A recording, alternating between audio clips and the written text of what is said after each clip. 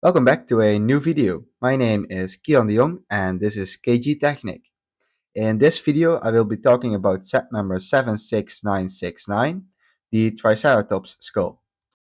This set was released in 2025. It contains 464 parts. It weighs about 602 grams.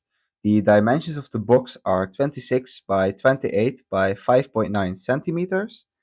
And in the box there are 5 sets of numbered bags, 1 sticker sheet and 1 booklet. Here you can see a plate with the only sticker of this set. On the sticker is some information about the Triceratops. Do note that most of the information on the sticker is from the Jurassic World Triceratops.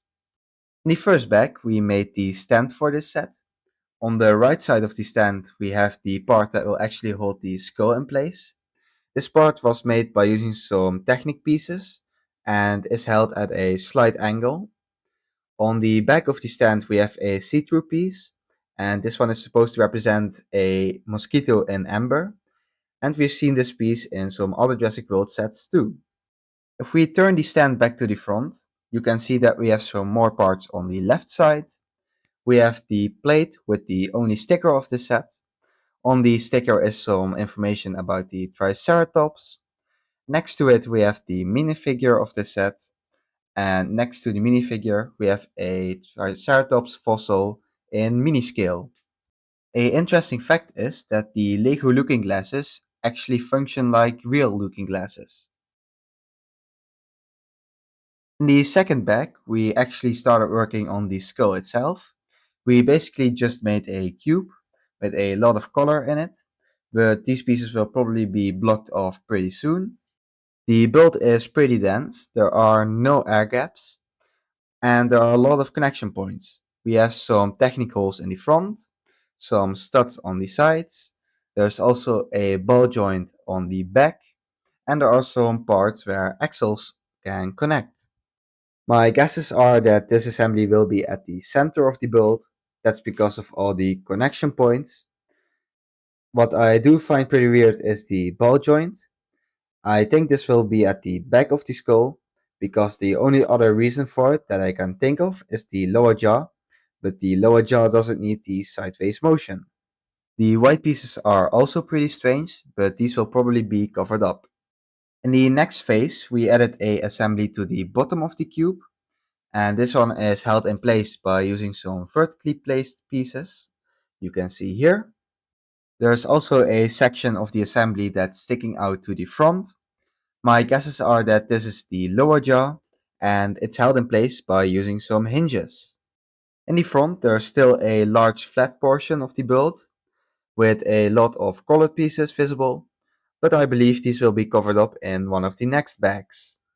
If we look at the side of the assembly, we can see some round parts, and these are supposed to represent the eye sockets.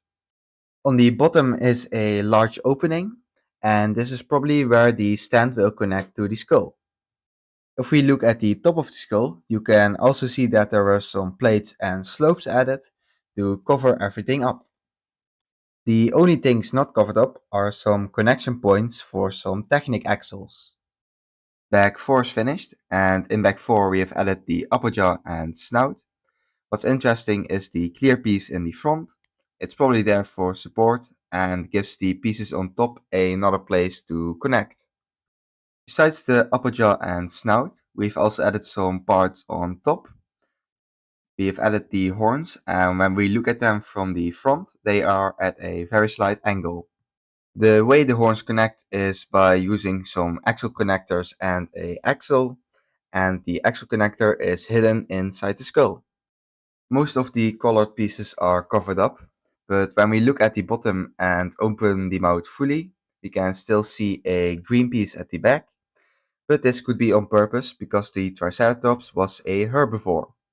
The front of the skull is now complete, and the only thing left to build is the bony plate at the back of the skull. Another name for it is the frill. Now we can move over to the completed set, but before that, here's the parts list for anyone who's interested. Here's the completed set. Because this is a display piece and not a Technic set, I can't really go over the functions of the set, but I will explain what I've added in the fifth bag and some other details. First off, the skull is not directly connected to the stand, so it can easily be taken off without any problem. In the fifth bag, we added the frill, and this one is made out of some plates and tiles. And if we look at the bottom, you can see that it is made by using some hinges and some other parts to support it. I really like how the plates all fit together, especially because all the plates have different angles, and I also like the way the hinges were used at the back. The hole in the skull makes it easy to put it back on the stand, and the only feature in this set is the opening mouth. Besides the skull itself, we also get a tiny side build on the left of the skull, and this is a tiny fossil of the Triceratops with some other tools. We also get a minifigure, and this is a kid holding a part of the fossil, and the set includes a sticker with some information about the Triceratops. The stand itself has been decorated by using some grey and green pieces that are supposed to represent some rocks, and at the back of the stand we also have the see-through piece with the mosquito and the amber. With that, the set is finished. This was not one of my usual Technic sets. After this set I also have the T-Rex skeleton I want to build, but after that one I don't have any other themed sets planned except for Technic. I hope you enjoyed this video and hope to see you next time. Bye!